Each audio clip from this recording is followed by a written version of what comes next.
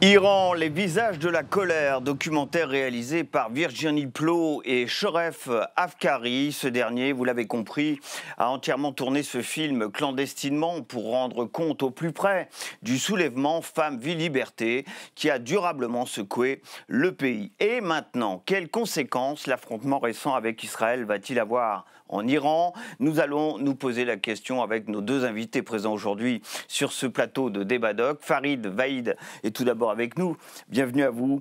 Vous êtes politiste, co-directeur de l'Observatoire de l'Afrique du Nord et du Moyen-Orient à la Fondation Jean Jaurès, et vous êtes l'un des co-auteurs de Femmes, Vie, Liberté. C'est un roman graphique collectif dirigé par Marjane Satrapi et publié aux éditions L'Iconoclaste. Également avec nous, Azad Ekian. Bienvenue à vous, Azad Ekian. Vous êtes sociologue, professeur à l'université de Paris-Cité, spécialiste de l'Iran contemporain. Vous êtes l'auteur de Femmes et pouvoir en islam, un ouvrage disponible aux éditions Michelon. On va tout de suite passer une carte pour resituer rapidement la place de l'Iran au Moyen-Orient. La République islamique d'Iran, plus précisément, bien entendu, née en 1979 avec ses quelques 90 millions d'habitants et 60% de la population iranienne, on y reviendra peut-être tout à l'heure, vit aujourd'hui sous le seuil de pauvreté ou juste au-dessus. Et c'est un élément important pour comprendre ce qu'est aujourd'hui la société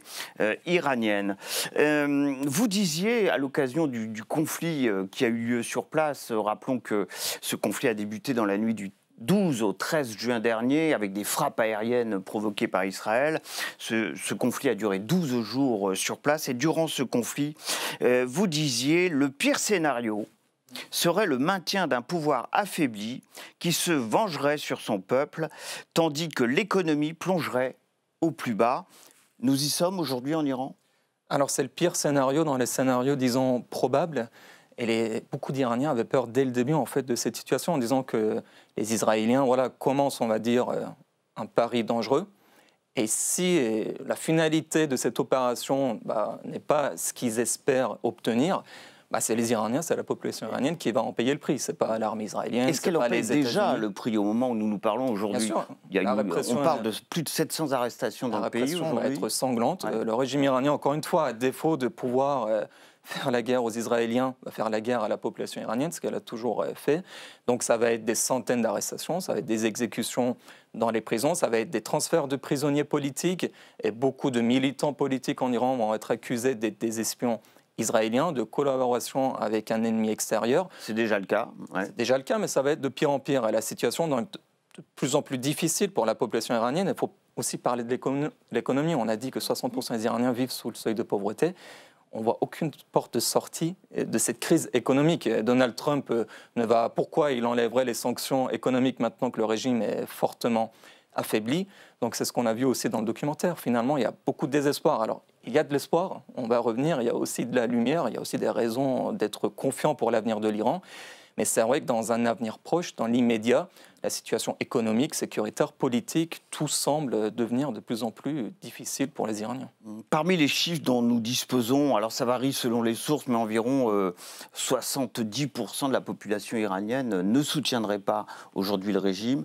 Cette population dite, on va dire populaire, celle qui justement vit en deçà du seuil de pauvreté, les personnes plus éduquées également ne font plus confiance à ce régime. Ce sont les chiffres dont vous disposez aujourd'hui concernant ce soutien de la population iranienne au régime actuel en Iran. C'est très difficile de donner un chiffre précis, mais ce qui est sûr, les tendances, on peut les voir, les analyser. Une majorité écrasante des Iraniens aujourd'hui souhaitent un changement de régime. Ils souhaitent la séparation de la religion de la politique, parce que pour beaucoup d'Iraniens, considèrent que c'est l'islam politique, c'est la théorie du Velayat Faqih qui cause finalement tous ces problèmes, qui est à la racine des problèmes géopolitiques, internationaux ou économiques. Donc une grande majorité, ce n'est pas vraiment une question de ville ou de campagne. Déjà, la plupart des Iraniens maintenant vivent dans des villes, donc une majorité très importante des Iraniens sont dans des grandes villes. Et de l'autre côté, ce n'est même pas une question, si vous voulez, de croyance religieuse. Le régime est dysfonctionnel, de toute façon. La crise économique touche tout le monde. Donc, dans ceux qui soutiennent toujours le régime, je mettrais deux catégories. Alors oui, il y a une toute petite minorité de partisans fanatiques qui soutiennent le régime pour des raisons idéologiques, mais ils sont très peu.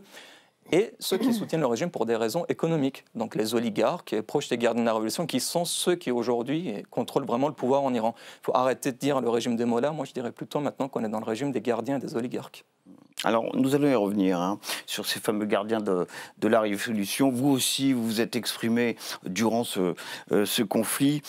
Tout le monde s'interroge. Va-t-il y avoir une alternative politique possible qui viendrait de l'extérieur ou de l'intérieur? Et sur ce sujet, vous estimez qu'il n'y a pas d'alternative crédible pour l'instant au régime de Téhéran. La chute du régime, avez-vous dit, aurait provoqué un chaos généralisé.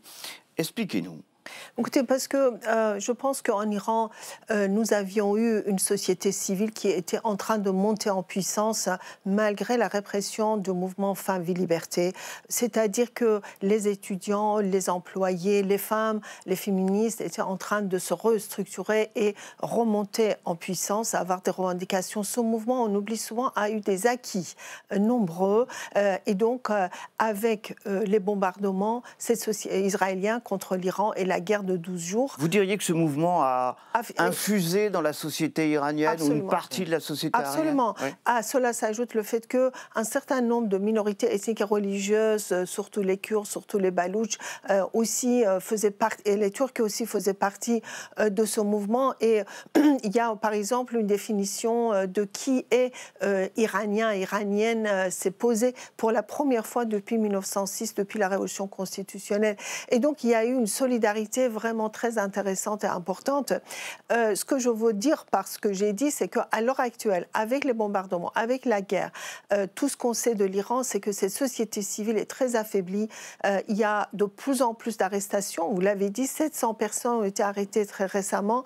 Il y a beaucoup de prisonnières politiques qui avaient été en grand nombre d'ailleurs arrêtés pendant le mouvement Femmes et Liberté, qui dirigeaient des syndicats autonomes, etc., qui sont toujours en prison. Donc, une société civile qui a été affaiblie du fait de ces bombardements, un régime qui a été déjà affaibli des suites aux 3 mouvements sociaux de 2018-2019, qui étaient des mouvements populaires, 2022, mouvement Femmes et Liberté, et qui est aujourd'hui, du fait de ces bombardements et de cette guerre, encore davantage affaibli. Donc vous avez une société civile affaiblie, vous avez un État affaibli également.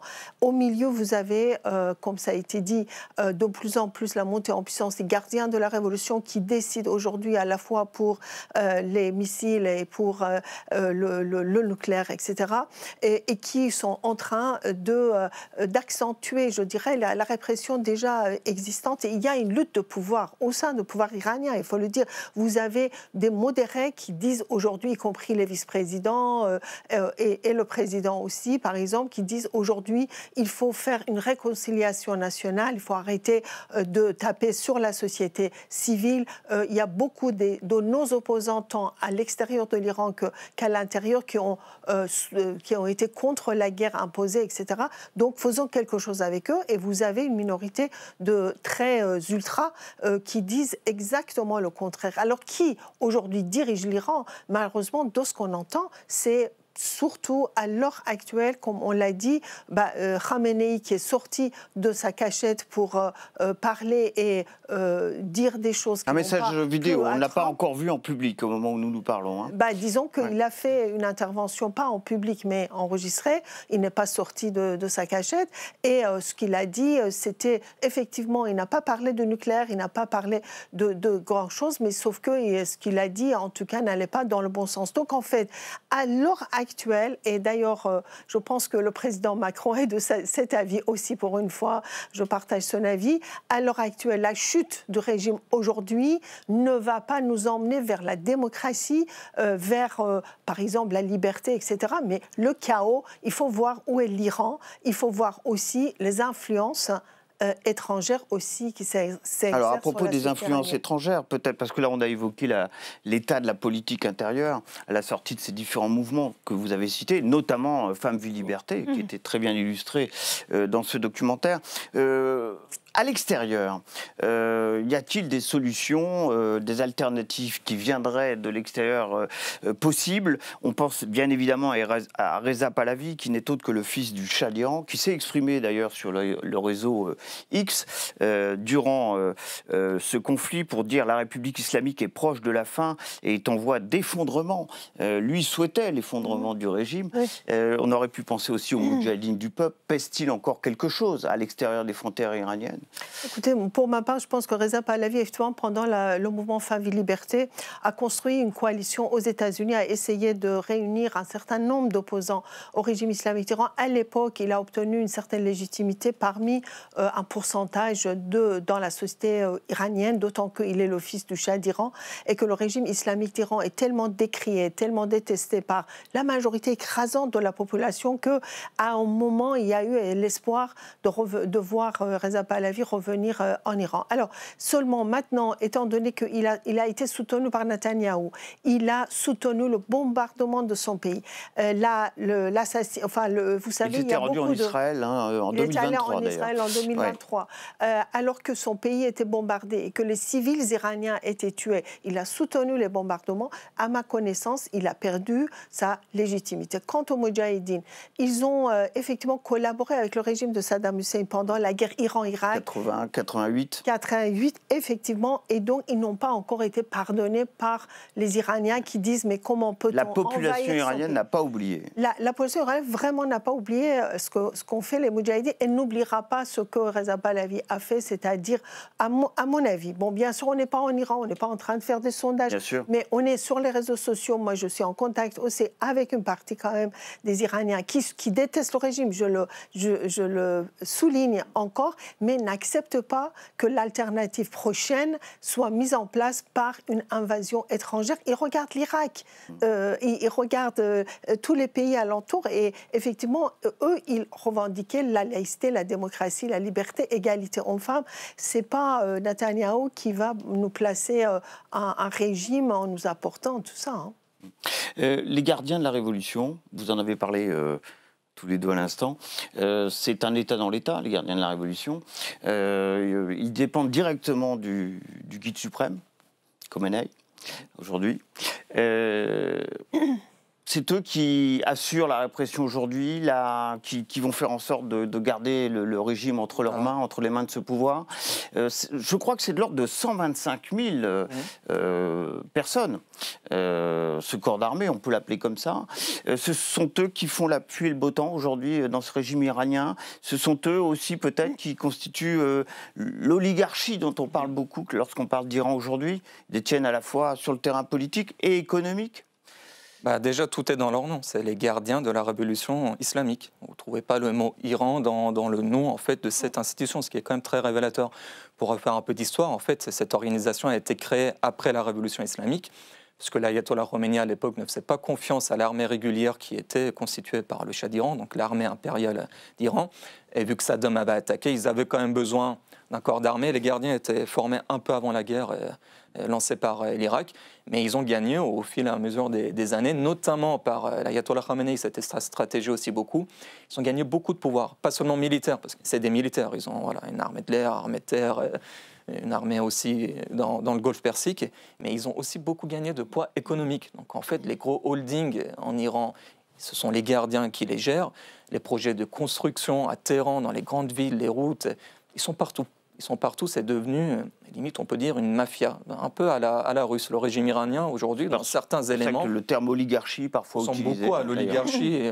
Donc, en fait, ceux, aujourd'hui, en Iran, qui détiennent les très grandes fortunes, on parle de plusieurs milliards de dollars, ce sont soit des gardiens, soit des gens qui sont proches des gardiens. En tout cas, c'est impossible d'avoir ce type de fortune en Iran en n'ayant pas de bonnes relations avec la gardienne de la Révolution.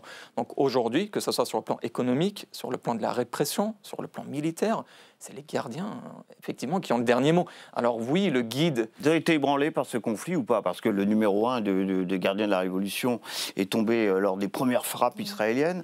Il a été vite remplacé. Symboliquement, c'était important, j'imagine. Et c'est pas... Évidemment, si on imagine que les Israéliens ont frappé chirurgicalement de ce point de vue-là, c'est pas pour rien, c'est pour toucher au cœur ce régime et ces fameux gardiens de la Révolution. Mais ça n'a pas été le cas. Hein. Vous voyez bien qu'il a été très rapidement remplacé par quelqu'un d'autre. Alors les deux chefs d'état-major de l'armée aussi a été remplacé. Et puis c'est à partir de là que l'Iran a commencé à envoyer des missiles sur Israël, ce qui montre que la capacité de défense n'a pas été, ou d'attaque plutôt, n'a pas été du tout touchée par l'assassinat des chefs des gardiens de la Révolution. Alors vous l'avez dit, ils sont 125 000, dont un certain nombre de hauts gradés, des commandants qui ont fait la guerre Iran-Irak. Et donc il y a un esprit de corps, bien évidemment, entre eux. Ils peuvent avoir effectivement des problèmes ou des divergences de vues entre eux, mais quand il s'agit du régime, comme ça a été dit, il s'agit de sauvegarder ce régime. Et là, c'est le cas aujourd'hui. Et donc, par tous les moyens, répression féroce des opposants, effectivement, et leur mainmise sur la richesse. Qu'est-ce qui pourrait les ébranler, ces gardiens de la Révolution aujourd'hui ? Le mouvement populaire. Ouais. Ils ont été ébranlés par faim, vie, liberté. Ils ont dit c'est la menace la plus importante jamais posée au régime islamique d'Iran. C'est le mouvement social, c'est la société civile qui pose problème. C'est quand le pays est envahi. Vous savez, regardez un peu l'histoire contemporaine de l'Iran depuis les quelques derniers siècles. Eh bien, on constate à chaque fois que l'Iran a été envahi, la population s'est soudée, il y a des solidarités, etc., pour défendre le pays, pas le régime. Le régime n'est pas défendu, ça. Même si le régime peut être tenté de jouer sur cette fameuse corde nationaliste, ils essayent. À laquelle peut-être le peuple iranien est encore très sensible, cette corde nationaliste iranienne. Les Iraniens sont extrêmement patriotes, ils sont très sensibles à l'iranité, à leur identité iranienne, à l'intégrité territoriale du pays.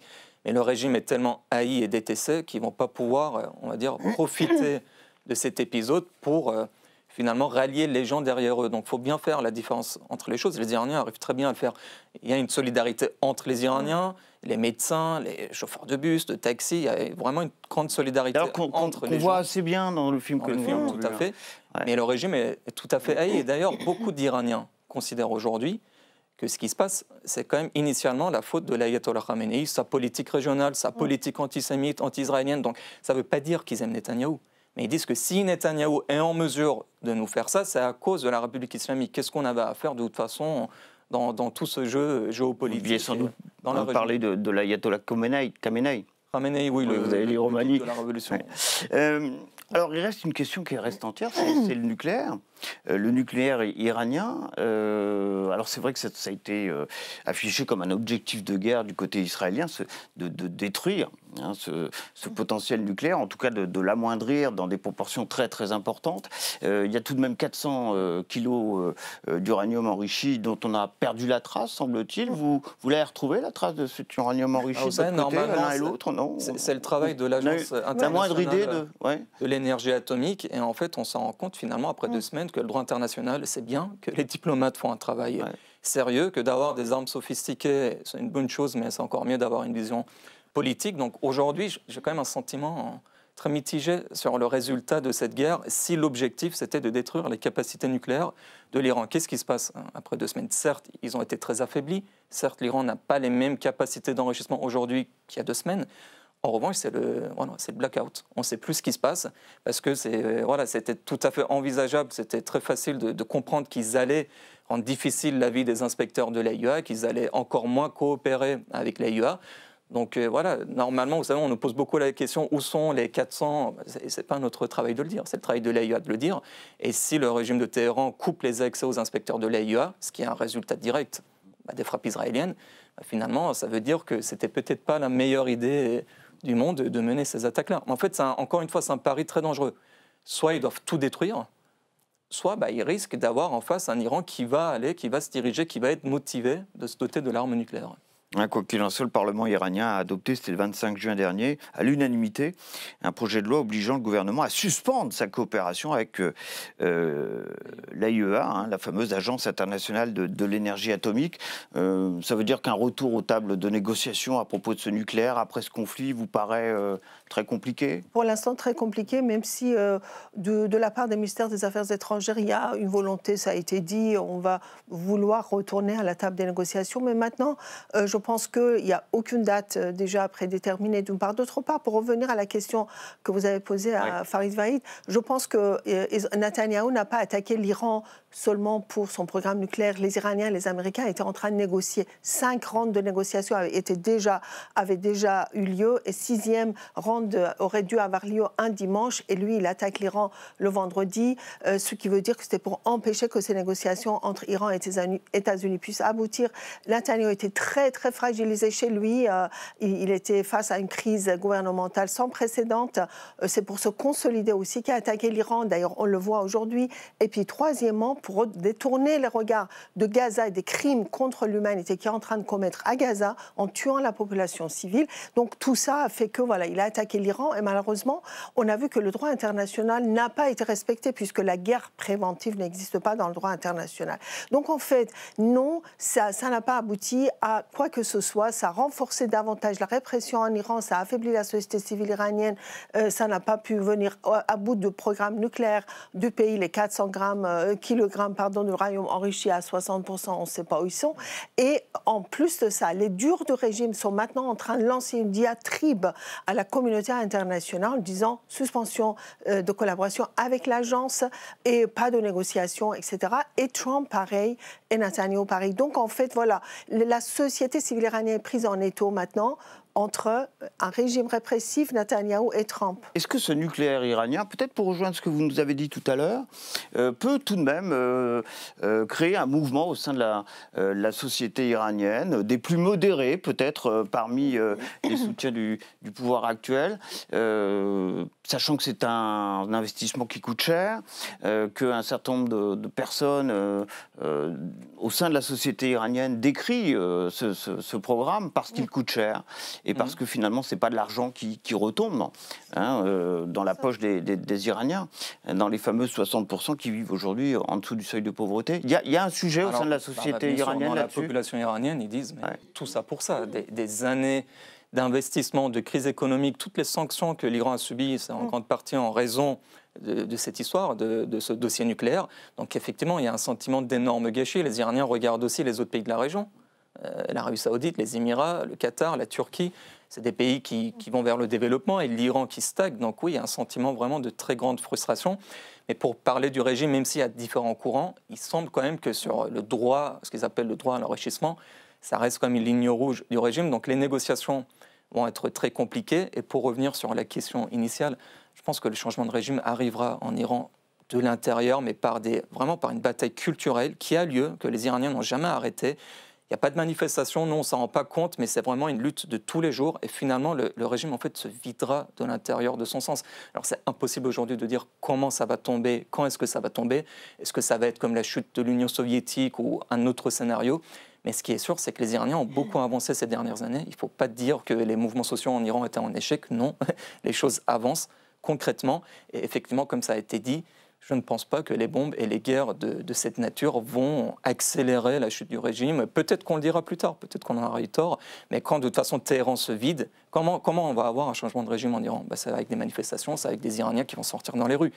Quand vous bombardez la capitale d'un pays, et les gens ils quittent la capitale, ils ne vont pas aller manifester. Bon, c'est presque un message optimiste que vous nous... je suis très optimiste pour l'Iran. Vous partagez ce message d'optimisme. Il reste une minute. De l'Iran, on est très optimiste, on connaît ça viendra un jour ou l'autre.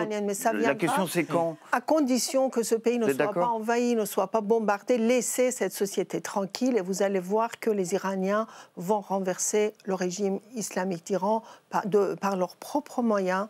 On n'a pas besoin de Netanyahou ni de Trump et l'Europe a le devoir d'aider cette société civile, de renforcer cette société civile au lieu de l'affaiblir. Ce sera le mot de la fin. Un grand merci vraiment à tous les deux d'être venus nous parler de la situation politique en Iran, de l'état de la société iranienne après ces 12 jours de conflit qui l'ont fait affronter Israël directement cette fois. Merci aussi à Félicité Gavalda, Yasmine Benaïssa qui, comme à l'accoutumée, m'ont aidé à préparer cette émission. Et vos réactions, bien sûr, ce seront à trouver sur #Débadoc. C'est l'adresse où vous pourrez vous aussi réagir à ce que seront les réactions de nos téléspectateurs aujourd'hui. Quant à moi, je vous donne rendez-vous pour un prochain Débadoc. Ça sera bien sûr avec son documentaire et son débat. À très bientôt.